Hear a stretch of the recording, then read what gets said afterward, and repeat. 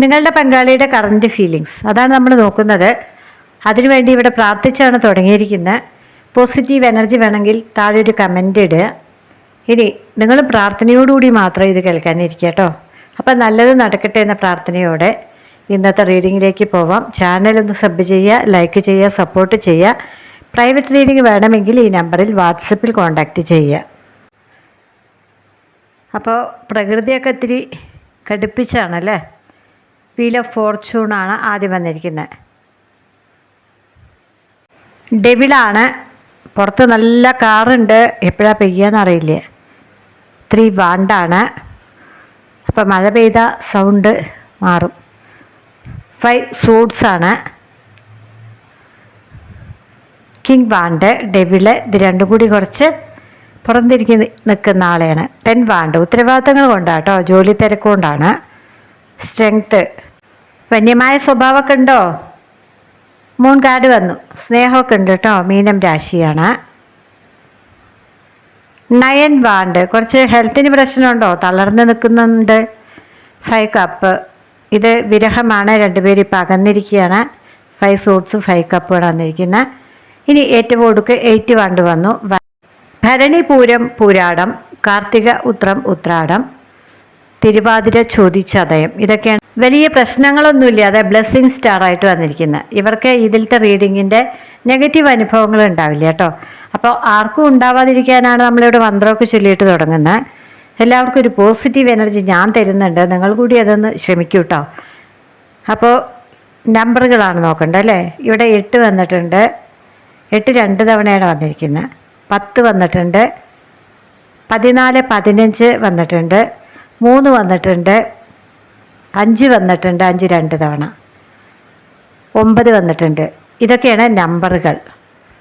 ആദ്യത്തെ card wheel of Fortune ആണ് അല്ലേ. അത് എൻഡാവുന്ന ചില കാര്യങ്ങളെക്കുറിച്ചാണ് പറയുന്നത്. നിങ്ങൾ ഇത്തിരി കഷ്ടപ്പാട് കൂടെയാണ് കടന്നു പോകുന്നതെങ്കിൽ, പ്രണയം മാത്രമല്ലല്ലോ, ബാക്കി പ്രശ്നങ്ങളുണ്ടല്ലോ. അതുകൊണ്ടാണല്ലോ നിങ്ങൾ അകന്ന് നിൽക്കുന്നത്.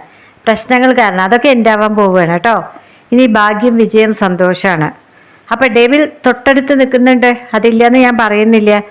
എന്നാലും നമുക്ക് പ്രതീക്ഷ കൈവിടണ്ട. ഡെവിലുണ്ട്. നെഗറ്റീവ് അടിക്കുന്ന നിങ്ങളെക്കുറിച്ചാണ് ഡെവിൽ പറയുന്നത്. ഇനി ഡെവിൽ എന്ന് പറഞ്ഞാൽ മറ്റൊരു മെസ്സേജ് ഉണ്ട്. അർദ്ധനാരി എന്ന് നമ്മുടെ ശിവപാർവതിമാരെ പറയൂലേ, ഡെവിലിലും അത് തന്നെയാണ് അവസ്ഥ. കാർമിക് ബന്ധമുള്ള 2 പേര്, ഒരു സ്ത്രീയും ഒരു പുരുഷനും. അപ്പോൾ അതിനെ കാണിക്കുന്നത് കൂടിയാണ് ഡെവിൽ. 2 പേരും ഒരു കർമ്മബന്ധം കൊണ്ട് കണ്ടുമുട്ടി, അകലാൻ പറ്റില്ല, എല്ലാ രീതിയിലും അടുത്തു, ഫിസിക്കൽ ബന്ധമൊക്കെ ഉണ്ടാവുക, അകലാൻ പറ്റാത്ത ഒരു മനസ്സുകളാവുക, എന്നാൽ അകലേണ്ടി വരിക. ഈ സമയത്താണ് ഡെവിൽ വരിക. അപ്പം ചില കാർഡുകളിൽ ഒരു പാതി പുരുഷനും ഒരു പാതി സ്ത്രീയുമായിട്ട് തന്നെയാണ് ഡെവിലിനെ ചിത്രീകരിക്കാറ്. കാരണം ആദവും ഹവ്വയാണത്. ഡെവിൽ മുഖാന്തിരം തെറ്റ് ചെയ്യപ്പെട്ട 2 ആൾക്കാർ. അപ്പം നമുക്ക് അത് തള്ളിക്കളയാൻ പറ്റില്ല. പാപമാണെങ്കിലും പുണ്യമാണെങ്കിലും ഒന്നിച്ച് അനുഭവിക്കണം എന്ന് തീരുമാനമെടുത്ത ഒരു സ്ത്രീയും പുരുഷനെയാണ് നമ്മളിവിടെ കാണുന്നത്. എന്ത് വന്നാലും ഞാൻ കൈവിടില്ല, എൻ്റെ കൂടെ വേണം, സുഖത്തിലും ദുഃഖത്തിലും എൻ്റെ കൂടെ വേണം എന്നാണ് ഇന്ന് ഡെവിൽ തരുന്ന സന്ദേശം. അപ്പോൾ അതുപോലെ ദൃഢമായ തീരുമാനം എടുത്തവരാണ്.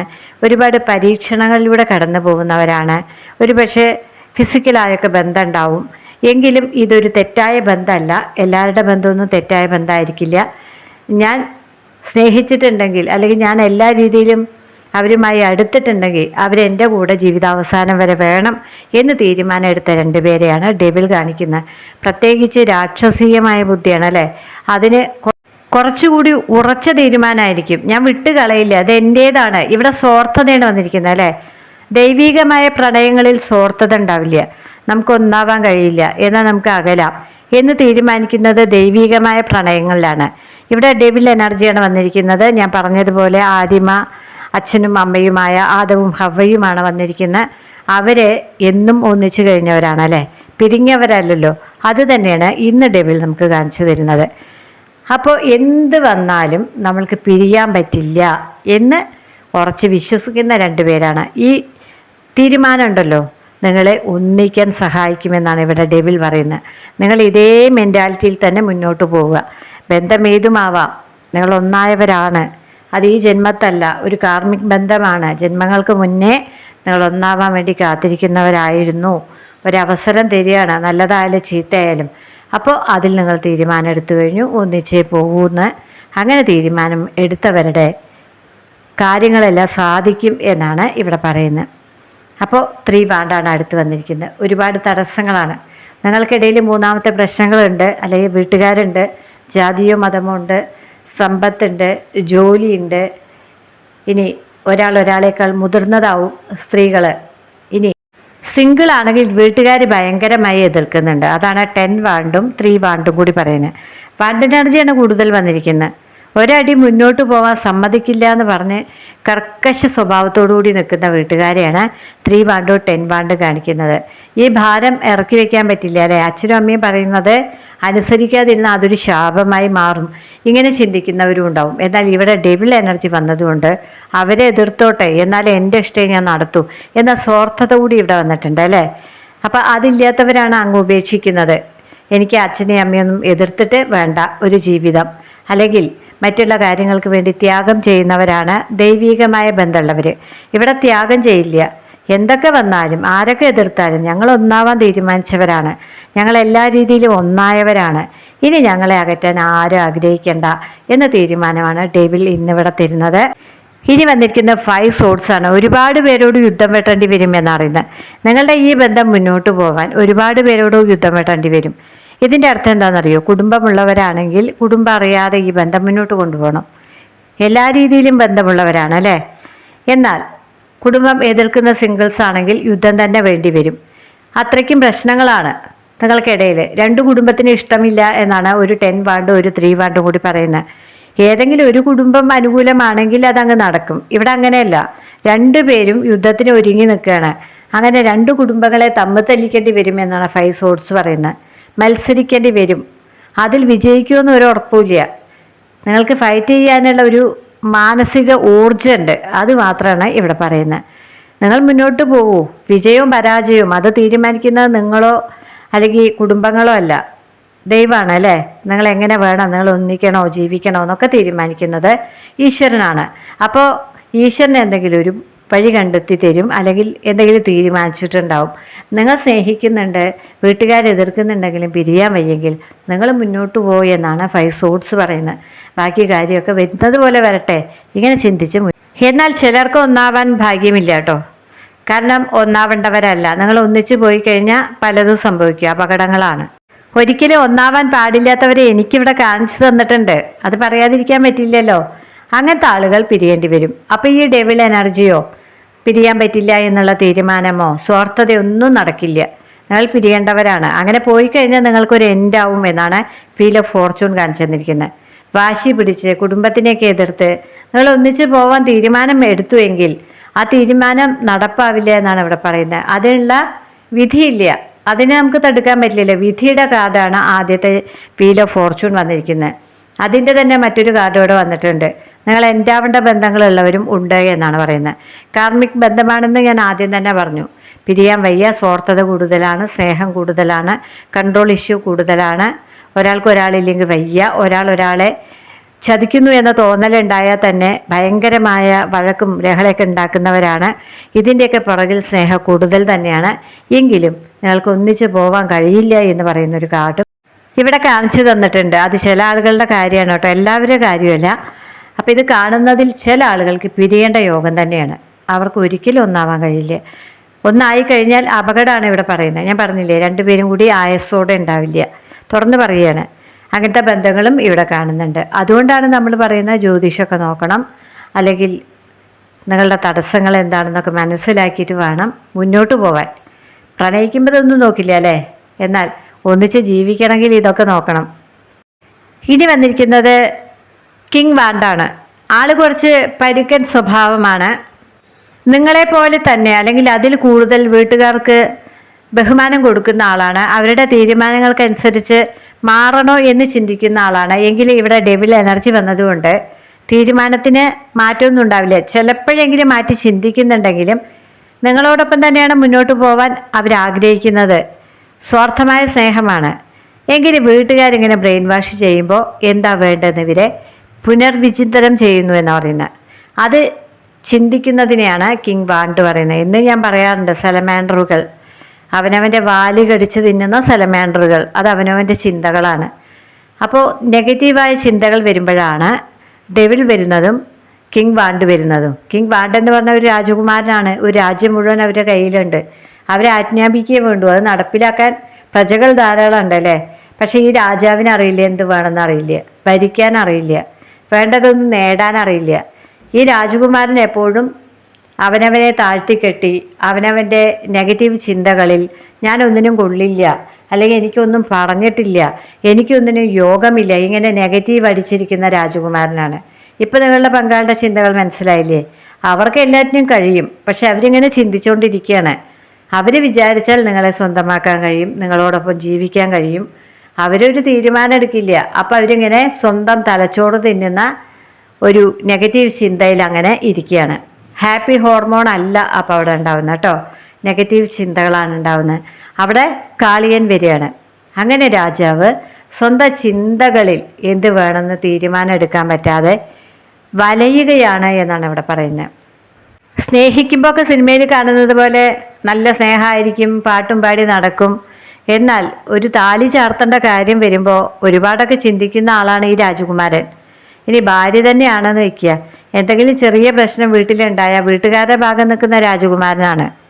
അതിന് വിപരീതമായിട്ടാണ് ഡെവിൾ നിൽക്കുന്നത്. അപ്പോൾ രണ്ട് തരത്തിൽ ഇയാൾ ചിന്തിക്കുന്നുണ്ട്. എന്തിനാണ് ഞാൻ മറ്റുള്ളവർക്ക് വേണ്ടിയിട്ട് എൻ്റെ സ്നേഹം നഷ്ടപ്പെടുത്തുന്നത് എന്ന് ഒരിക്കൽ ചിന്തിച്ചാൽ പിന്നീട് ഒരിക്കൽ ചിന്തിക്കുന്നത് വീട്ടുകാരെ അങ്ങ് കളയാൻ പറ്റുമെന്നാണ്. അങ്ങനെ രണ്ട് തോടിയിലും കൂടി കാലിടുന്ന അവസ്ഥയാണ് ഡെവിളും കിങ് വാണ്ടും കൂടി പറയുന്നത്. അപ്പം നിങ്ങൾക്കറിയാലോ നിങ്ങളുടെ പങ്കാളി ഏത് ഭാഗത്താണ് കൂടുതൽ ചായ്വുള്ള ആളെന്ന്. വീട്ടുകാരുടെ ഭാഗത്താണോ അതോ നിങ്ങളുടെ ഭാഗത്താണോ അത് നിങ്ങൾക്കറിയാം കേട്ടോ. അപ്പം ഈ രണ്ടും കളയാതെ ഇങ്ങനെ നിൽക്കുകയാണ്. നിങ്ങളെയും കളയാൻ പറ്റില്ല, അവരെയും കളയാൻ പറ്റില്ല. അങ്ങനെ ചാഞ്ചാടി കളിക്കുന്ന ചില സമയങ്ങൾ ഉണ്ടാവുന്നുണ്ട്. അപ്പോൾ ഒരു മനുഷ്യന് തന്നെ പല ചിന്തകളുണ്ടാവില്ലേ. ചിലപ്പോൾ പോസിറ്റീവ് ചിന്തയായിരിക്കും, ചിലപ്പോൾ നെഗറ്റീവ് ചിന്തയായിരിക്കും. നെഗറ്റീവ് ചിന്തയെ തന്നെയാണ് ഡെവിളും കാണിക്കുന്നത്. എങ്കിൽ ആ നെഗറ്റീവ് ചിന്തയിലും നിങ്ങളാണ്, അത് മനസ്സിലാക്കുക. ദൈവം കുടിയിരിക്കുന്ന മനസ്സിലാണ് ത്യാഗം ഉണ്ടാവുക. ഇവിടെ ത്യാഗത്തിൻ്റെ ആവശ്യമില്ല, സാത്താനാണല്ലോ. ഞാൻ ആഗ്രഹിക്കുന്നത് ഞാൻ നേടും എന്നാണ് ഒരിക്കൽ ചിന്തിക്കുന്നത് എങ്കിൽ മറ്റൊരിക്കൽ കുടുംബം പറയുന്നത് ഞാൻ അനുസരിക്കണ്ടേ എന്ന് ചിന്തിക്കുന്നുണ്ട്. ഇതാണ് നിങ്ങളുടെ ബന്ധത്തിലെ പ്രധാന പ്രശ്നം. അവർ ഉറച്ചു നിൽക്കുന്നില്ല അല്ലേ. ഇനി വന്നിരിക്കുന്നത് ഊർജം നഷ്ടമായ ആളെയാണ് കാണിക്കുന്നത്. അഗ്നിമൂലകം വന്നിട്ടുണ്ടായിട്ട് കാര്യമില്ല. ഇപ്പം മഴയല്ലേ, ആ സമയത്ത് തീ കത്തുമോ? അതുപോലെയാണ്. നിങ്ങളെക്കുറിച്ച് നല്ല തീവ്രമായ പ്രണയമുണ്ട്, നിങ്ങളില്ലെങ്കിൽ വയ്യ എന്നുള്ള തീരുമാനമുണ്ട്. എന്നാൽ ചില സമയത്ത് ആ തീ അങ്ങനെ അണഞ്ഞു പോവുകയാണ്. അത് ചില ആളുകളുടെ ബ്രെയിൻ വാഷ് കാരണമാണ്. ഇവരെക്കുറിച്ച് വരായകകൾ ഇങ്ങനെ ഉപദേശിച്ച് ഒരു വ്യക്തിയെ മാറ്റാൻ മറ്റൊരാൾക്ക് കഴിയും. ധാരാളം ഉദാഹരണങ്ങൾ നമുക്ക് ചുറ്റുമുണ്ട്. ചില ആളുകളുടെ കയ്യിലെ കളിപ്പാവയായിട്ട് ചില ആളുകൾ മാറാറുണ്ട് അല്ലേ. ഈ വ്യക്തി വീട്ടുകാരുടെ കയ്യിലെ ഒരു ചട്ടുകാണ്, അത് മനസ്സിലാക്കുക. 10 വാണ്ടും 3 വാണ്ടും 8 വാണ്ടും 9 വാണ്ടും ഇതെല്ലാം കാണിക്കുന്നത് അതാണ്. ഈ വ്യക്തി വീട്ടുകാർ പറഞ്ഞത് ഇത്തിരി കൂടുതൽ പ്രാധാന്യം കൊടുക്കുന്ന ആളാണ്. ഇപ്പൊ കുടുംബങ്ങളിൽ ഇരിക്കുന്നവർ പ്രേമിക്കുന്നുണ്ടല്ലോ. അപ്പൊ 2 കുടുംബങ്ങളിൽ ഇരിക്കുന്നവരാണെങ്കിൽ നിങ്ങളെ പ്രേമിക്കുന്നുണ്ട്, നിങ്ങളുമായിട്ട് ഫിസിക്കൽ ബന്ധമൊക്കെ ഉള്ളപ്പോൾ നിങ്ങൾക്ക് വാഗ്ദാനങ്ങൾ ധാരാളം തന്നിട്ടുണ്ട്. ഒരിക്കലും നിന്നെ ഞാൻ ഉപേക്ഷിക്കില്ല, ജീവിതകാലം മുഴുവൻ എൻ്റെ സ്നേഹം നിങ്ങൾക്ക് ഉണ്ടാവും, ഇങ്ങനെയൊക്കെ നിങ്ങളെ മോഹന വാഗ്ദാനങ്ങളൊക്കെ തന്നിട്ടുണ്ട്. എന്നാൽ അവർക്കത് പാലിക്കാൻ കഴിയുന്നില്ല. പലപ്പോഴും നിങ്ങളോട് സംസാരിക്കാൻ പറ്റുന്നില്ല. അത് വീട്ടുകാർക്ക് പ്രാധാന്യം കൊടുക്കുന്നത് കൊണ്ടാണ്. അവരിത് കണ്ടുപിടിച്ചാലോ അവർ ചോദ്യം ചെയ്താലോ എൻ്റെ കുടുംബം നഷ്ടമായാലോ ഇങ്ങനെ അവരുടെ കുടുംബത്തിനെ സ്നേഹിക്കുന്നത് കൊണ്ടാണ്. അപ്പം നിങ്ങളൊന്ന് മനസ്സിലാക്കുക, നിങ്ങളെക്കാൾ കൂടുതൽ ഒരു പണത്തൂക്കം കൂടുതൽ അവരോടാണ് സ്നേഹം. അത് മനസ്സിലാക്കുക കുടുംബമുള്ള ആൾക്കാരാണെങ്കിൽ. അതാണ് ഇവിടെ കിങ് വാണ്ട് പറയുന്നത്. എന്നാൽ നിങ്ങളെ ട്രാപ്പിലാക്കിയിട്ടുണ്ട്, അതാണ് ഡെവിൾ പറയുന്നത്. നിങ്ങൾ ആ ട്രാപ്പിൽ വീണിട്ടുണ്ട്, അത് സ്നേഹമാണെന്ന് തെറ്റിദ്ധരിച്ചിട്ടുണ്ട് അല്ലേ. ഇവിടെ അഗ്നി കെട്ടണഞ്ഞ അഗ്നിയാണ്. ഇപ്പം എന്താ വന്ന പുകയും ചാരവും കരിയും അല്ലേ, അതാണ് വന്നിരിക്കുന്നത്. അതുപോലെ നിങ്ങളെ വാഗ്ദാനങ്ങൾ തന്നു, പ്രലോഭിപ്പിച്ചു, നിങ്ങളെ എല്ലാ രീതിയിലും മിസ്യൂസ് ചെയ്തു. വിലക്കപ്പെട്ട കനി കഴിക്കാൻ പറഞ്ഞ് പ്രേരിപ്പിച്ചത് ഒരു സർപ്പമാണെന്നാണ് പറയുന്നത് അല്ലേ. സർപ്പം എന്ന് പറഞ്ഞാൽ ബൈബിളിലായാലും നമ്മുടെ ഏത് മതങ്ങളിലായാലും സെക്ഷൽ താല്പര്യത്തിനെയാണ് ഇൻഡിക്കേറ്റ് ചെയ്യുന്നത്. അപ്പോൾ അതുപോലെയുള്ള കാര്യങ്ങളൊക്കെ നിങ്ങൾക്കിടയിൽ നടന്നു. ആ സമയത്തൊക്കെ ഒരുപാട് വാഗ്ദാനങ്ങൾ തന്നു, നിങ്ങളത് വിശ്വസിച്ചു. ജീവന് തുല്യം സ്നേഹിച്ചു അല്ലേ? ആ സമയത്താണ് അവർക്ക് എന്നും ഇല്ലാത്ത സ്നേഹം വീട്ടുകാരോടുണ്ടായത്. നിങ്ങളുടെ അടുത്ത് വരുമ്പോഴോ, നിങ്ങളുടെ നല്ല ലൈഫിനെ തകർക്കുമ്പോഴോ, നിങ്ങൾക്ക് ആശ തരുമ്പോഴോ അവർ സ്വന്തം വീടിനെ കുറിച്ച് ഓർത്തില്ല. എന്നാൽ നിങ്ങളെ അവർക്ക് അഡിക്റ്റായി എന്ന് കണ്ടതോടുകൂടി അവരകന്ന് പെരുമാറാൻ തുടങ്ങി. ചില ആളുകളുടെ കാര്യം ഇങ്ങനെയായിട്ടുണ്ട്. അങ്ങനെ നിങ്ങളെ രണ്ട് അവസ്ഥയിൽ നിന്നും മാറ്റിയെടുത്തു. നിങ്ങളുടെ കുടുംബ ജീവിതത്തിൽ നിന്നും മാറ്റിയെടുത്തു, അവരുടെ ജീവിതത്തിലേക്ക് വേണ്ടേനി. ആ അവസ്ഥയിലുള്ള ചില ആളുകളെയും നമ്മളിവിടെ കാണുന്നുണ്ട്. ഇനി സർപ്പം തരുന്ന മറ്റൊരു മെസ്സേജ്, ഇവിടെ ഡെവിളിൻ്റെ കൂടെ സർപ്പുണ്ട് കേട്ടോ. ട്രാൻസ്ഫർമേഷനാണ്, രൂപാന്തരം. അപ്പം നിങ്ങൾ നിങ്ങളുടെ അവസ്ഥയ്ക്കൊന്ന് മാറ്റം വരുത്തുക. നിങ്ങൾ ഈ ചിന്തകളിൽ നിന്ന് മാറി ചിന്തിക്കുക. ഇതുപോലെയാണ് നിങ്ങളെ പ്രലോഭിപ്പിച്ചു, ഉപയോഗിച്ചു, ആശ തന്നു, നിങ്ങളിപ്പോൾ കോണ്ടാക്ട് ചെയ്യുമ്പോൾ അകന്ന് മാറുകയാണെങ്കിൽ നിങ്ങൾക്കൊരു മാറ്റം വരുത്തൂ എന്നാണ് ഇവിടെ സർപ്പം പറയുന്നത്. സർപ്പാണല്ലോ വന്നിരിക്കുന്നത്. 3 തരം ആൾക്കാരെയാണ് ഞാനിവിടെ കണ്ടത്. ഈ 3 തരം ആൾക്കാരാണെങ്കിലും ഫിസിക്കൽ ബന്ധമുണ്ട്, അതില്ലെന്ന് ഞാൻ പറയില്ല. സിംഗിളാവാം, അല്ല ഭാര്യ ഭർത്താക്കന്മാരാവാം, അല്ലെങ്കിൽ 2 കുടുംബത്തിലിരിക്കുന്നവരാവാം. ഇവരുടെയൊക്കെ അവസ്ഥകൾ ഇതാണ്. വീട്ടുകാരെ എതിർക്കാൻ വയ്യ, നിങ്ങളെ കളയാനും വയ്യ. സിംഗിൾസിൻ്റെ അവസ്ഥ ഇതാണ്. ഇനി ഭാര്യ ഭർത്താക്കന്മാരാണെങ്കിൽ അകന്ന് കഴിയുകയാണെങ്കിൽ നിങ്ങളിലേക്ക് വരണമെന്ന് ആഗ്രഹമുണ്ട്. എന്തൊക്കെ പ്രശ്നങ്ങളുണ്ടായാലും വീട്ടുകാരെ എതിർക്കേണ്ടി വന്നാലും ഞങ്ങൾ ഒന്നിച്ച് താമസിക്കൂ എന്ന തീരുമാനം എടുക്കുന്ന ദമ്പതികളുണ്ട്. ഇനി 2 കുടുംബത്തിലിരിക്കുന്നവരാണെങ്കിൽ ഈ അവസാനം പറഞ്ഞ മെസ്സേജാണ്. നിങ്ങളെ ഒരു കുടുംബത്തിൽ നിന്ന് ഇങ്ങോട്ട് കൊണ്ടുവന്ന് ആശിപ്പിച്ച് അവിടുന്ന് കിട്ടാത്തതൊക്കെ തന്നു, നിങ്ങളതിൽ ഭ്രമിച്ച് വീണു. പിന്നീട് നിങ്ങൾ ഇവരുടെ പുറകെ നടക്കാൻ തുടങ്ങിയപ്പോഴാണ് അവർ തനിനിറം കാണിക്കാൻ തുടങ്ങിയത്. എനിക്ക് എൻ്റെ കുടുംബമാണ് വലുത്, നീ എപ്പോഴും വിളിക്കണ്ട, എൻ്റെ പങ്കാളി കേൾക്കും, വലിയ പ്രശ്നങ്ങളുണ്ടാവും, ഇങ്ങനെ നിങ്ങളെ ഭീഷണിപ്പെടുത്തിക്കൊണ്ടിരിക്കുകയാണ്. നിങ്ങൾക്ക് അത് അല്ല എന്ന് പറയാനും പറ്റില്ല അല്ലേ? അപ്പം ഇതിലേതാണ് നിങ്ങളെ എന്ന് നിങ്ങൾക്കറിയാം.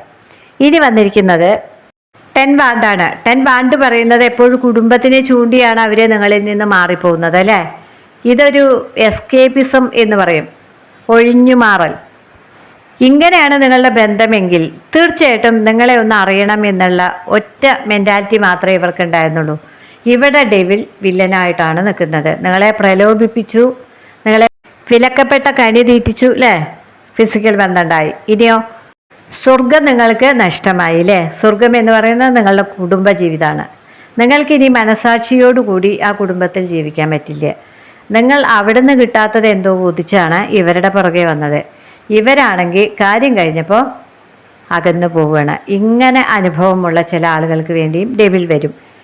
യഥാർത്ഥത്തിൽ സ്നേഹിക്കുന്ന ആൾക്കാരാണോ, കല്യാണം കഴിക്കുക എന്ന് പറഞ്ഞ എല്ലാ വിധത്തിലും അടുത്തിട്ട് അവസാനം ഒഴിഞ്ഞു മാറുന്ന സിംഗിൾസ് ആണോ, ഇനി ഒന്നിച്ച് ജീവിക്കാൻ തീരുമാനമെടുത്ത അല്ലെങ്കിൽ ഒന്നിച്ച് ജീവിക്കുന്ന ദമ്പതികളാണോ? അവർക്ക് ഒരുപാട് പ്രശ്നങ്ങളാണ്. സമ്പത്ത്, മതം, ജാതി, വീട്ടുകാർ എതിർപ്പോടെ എതിർപ്പാണ്. അവരും ഒരു നരകം തന്നെയാണ് നീന്തി കിടക്കുന്നത്. ദമ്പതികളാണെന്ന് പറഞ്ഞിട്ട് കാര്യമുണ്ടോ? വീട്ടുകാരുടെ ഒരു തുണ വേണം, സമൂഹത്തിൻ്റെ തുണ വേണം. 2 മതമൊക്കെ ആയ സമൂഹത്തിൻ്റെ തുണ ഉണ്ടാവില്ല.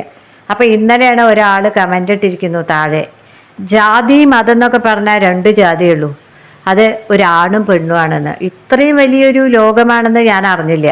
നമ്മളിവിടെ അവർണര് സവർണര് എന്നൊക്കെ പറയുമ്പോൾ പുച്ഛിച്ച് തള്ളിയിട്ടാണ് താഴെ ആ കമൻ്റ് ഇട്ടത് അല്ലേ? പഹൽഗാമിൽ എന്താ നടന്നത്? മതം ചോദിച്ചിട്ടാണ് വെടിവെച്ചിട്ടത് എന്ന് പറയുന്നത്. അപ്പം ഈ കാര്യങ്ങളൊക്കെ നമ്മുടെ ഈ അടുത്താണ് നടന്നത്, അല്ലാതെ യുഗങ്ങൾക്ക് മുമ്പല്ല.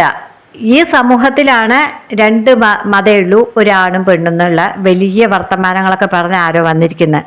ഇതൊക്കെ കേൾക്കുമ്പോൾ എനിക്ക് അവരോട് പരിഹാസമാണ് തോന്നുന്നത്. അവരുടെ മക്കളെ ഒരു താഴ്ന്ന ജാതിക്കാരനോ അല്ലെങ്കിൽ മറ്റൊരു മതസ്ഥനോ കല്യാണം കഴിച്ചു കൊടുക്കുമോ? ഇല്ല.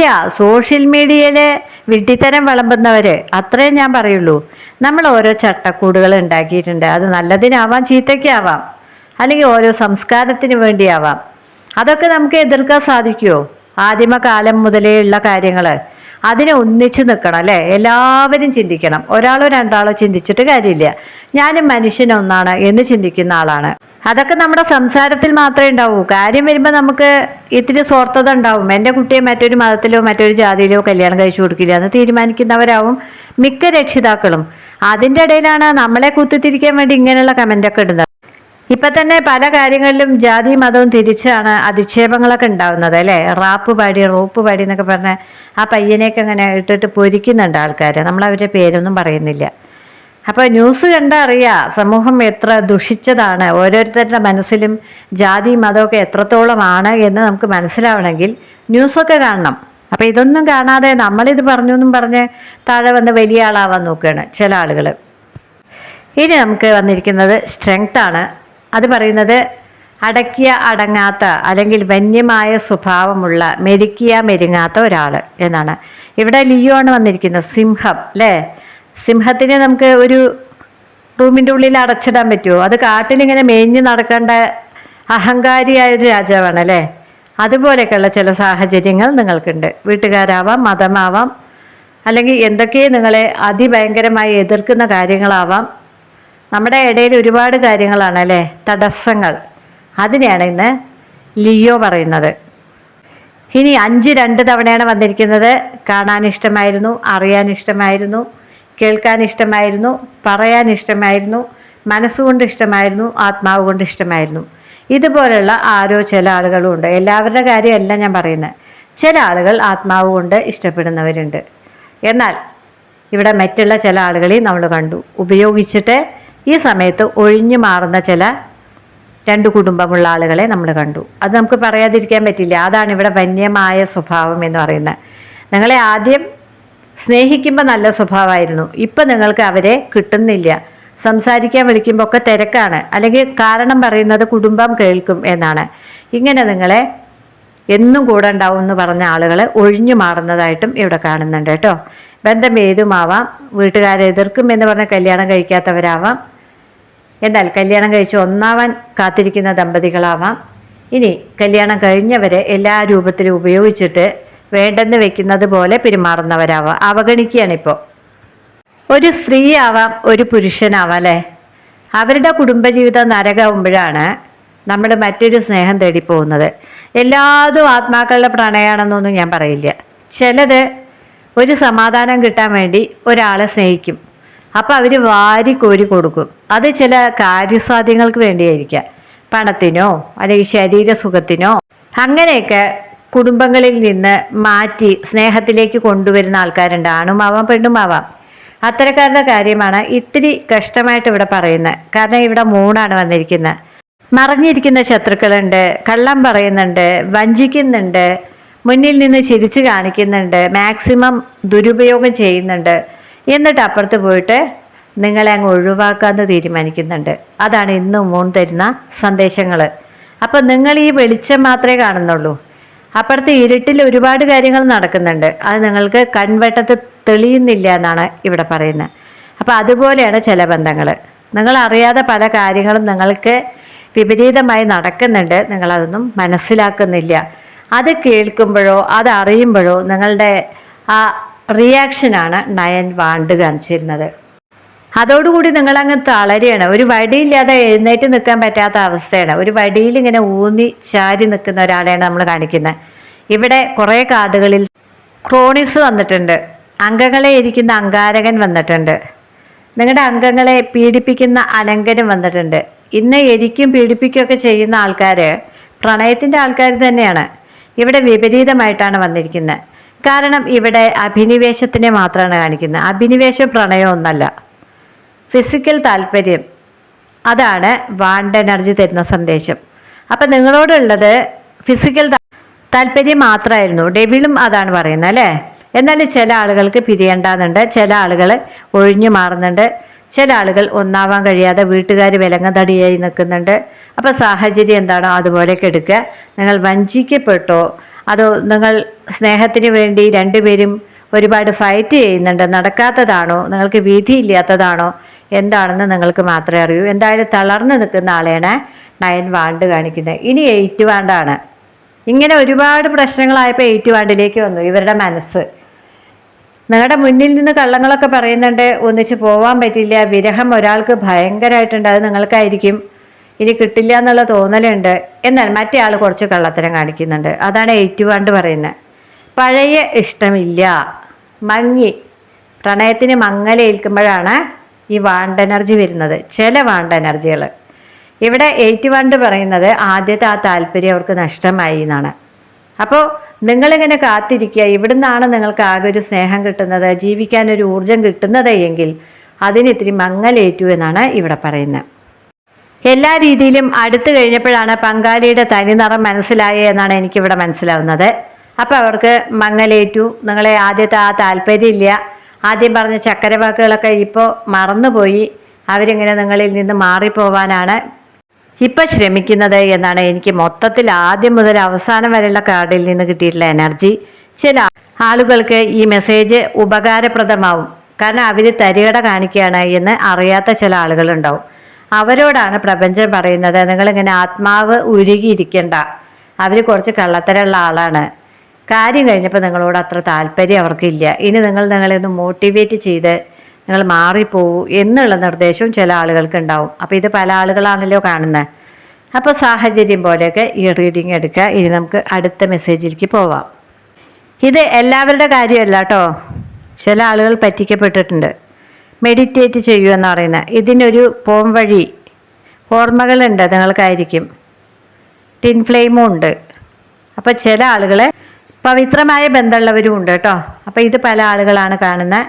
നിങ്ങൾക്ക് ഈ മെസ്സേജിൽ നിന്ന് എന്താണ് കിട്ടിയത് അതുപോലെ എടുക്കുക കേട്ടോ. റെസനേറ്റ് ആയിട്ടില്ലെങ്കിൽ നമുക്ക് അവസാനം വരെ കാണാമല്ലോ, വേറെ മെസ്സേജുകൾ എടുക്കുന്നുണ്ടല്ലോ. ഇനി നമുക്ക് ഹെൽത്ത്, കരിയർ ഇതിലേക്ക് പോവാം. മാനസിക രോഗമാണ് പറയുന്നത്, വിഷാദ രോഗം, അമിത മദ്യപാനം, കരൾ രോഗം, മൂത്രാശയ രോഗങ്ങൾ, അണുബാധ, ഇനി പല്ലുകളുടെ എല്ലുകളുടെ രോഗം, സ്കിന്നിൻ്റെ അലർജി, നടുവേദന, തലവേദന, എല്ലുകളുടെ വേദന, സന്ധിവാതം, ഇതുപോലുള്ള കാര്യങ്ങളൊക്കെ വന്നിട്ടുണ്ട്. ഗർഭാശയ അണ്ഡാശയ സ്തന ഫൈബ്രോയിഡുകൾ വന്നിട്ടുണ്ട്. ഇനി ഒരു പ്രഗ്നൻസി പീരീഡും പറയുന്നുണ്ട് കേട്ടോ. ഇവിടെ സ്ത്രീകളുടെ അമിത ആർത്തവവും വന്നിട്ടുണ്ട്. ഇതാണ് ഹെൽത്ത് ഇഷ്യൂ. വെള്ളത്തിലെ അപകടം പറയുന്നുണ്ട്, ഒന്ന് സൂക്ഷിക്കുക. അപ്പം ഞാൻ പാമ്പ് കടിക്കുമെന്ന് പറഞ്ഞതിൻ്റെ ബലം 2 ദിവസം മുമ്പേ കേട്ടു. ഒരു സ്ത്രീ കുട്ടിക്ക് ചോറ് എടുക്കാൻ വേണ്ടി സന്ധ്യ നേരത്ത് പുറത്ത് മുറ്റത്ത് നിൽക്കുമ്പോഴാണ് പാമ്പ് കടിച്ചത് എന്ന് പറയുന്നത്. ഇന്നലെ മിനിങ്ങാന്നോറ്റ് അവർ മരിച്ചു എന്ന് പറയുന്നത് കേട്ടു. ഇന്നലെ പുഴയിൽ കുളിക്കാൻ പോയ ഒരു പയ്യൻ ഒഴുകിപ്പോയി എന്ന് പറയുന്നത് കേട്ടു. അപ്പോൾ നമ്മൾക്ക് ഇവിടെ കാണിച്ചു തരുന്നത് കേൾക്കുന്നുണ്ട്. ഇത് ഞാൻ പറഞ്ഞിട്ട് ഒരാഴ്ചയായിട്ടുണ്ടാവും, പാമ്പ് കടിക്കുമെന്നും വെള്ളത്തിലെ അപകടമൊക്കെ പറഞ്ഞിട്ട് ഒരാഴ്ചയായിട്ടുണ്ടാവും. പക്ഷേ ഞാൻ ഇന്നലെയാണ് ന്യൂസിൽ അത് കേട്ടത്. അപ്പോൾ എല്ലാവരും ശ്രദ്ധിക്കുക കേട്ടോ. ഇത് വലിയൊരു കാര്യമായിട്ടല്ല ഞാൻ പറയുന്നത്.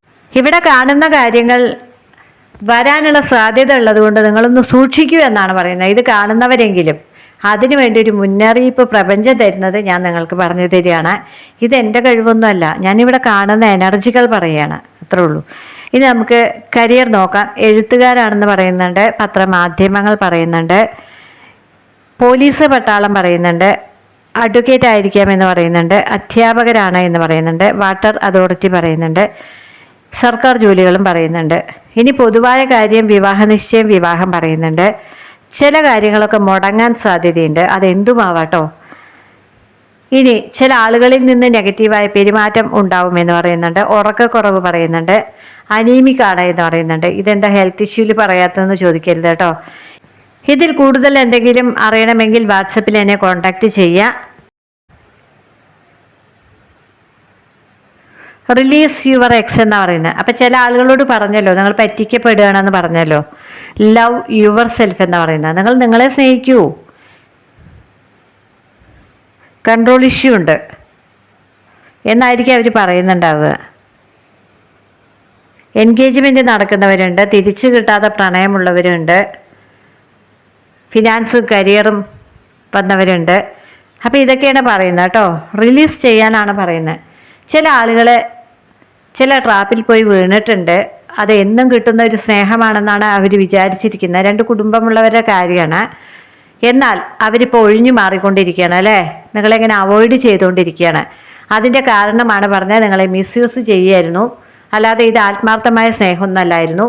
നിങ്ങളിൽ നിന്ന് എന്തൊക്കെ അവർക്ക് വേണ്ടിയിരുന്നു, അത് ശരീരമാവാം അല്ലെങ്കിൽ പണമാവാം, എന്തൊക്കെയോ വേണ്ടിയിരുന്നു, അത് കിട്ടിക്കഴിഞ്ഞപ്പോൾ അവർ മാറിപ്പോവുകയാണ്. ചില ആളുകളെ ആദ്യമൊക്കെ പറയും പാലേ തേനെ ഞാൻ എല്ലാ കാലത്തും ഉണ്ടാവും എന്നൊക്കെ പറയും.